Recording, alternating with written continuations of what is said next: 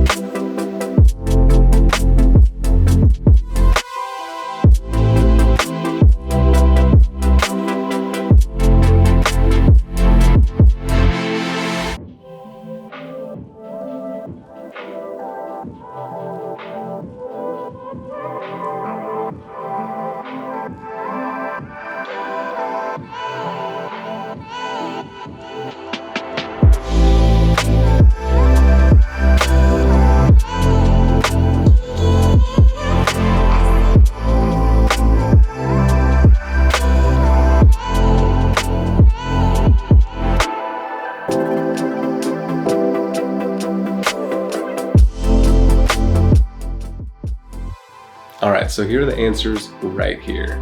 I was really shocked to see the EOS R perform so well against the R6 Mark II, especially in the product video demonstration.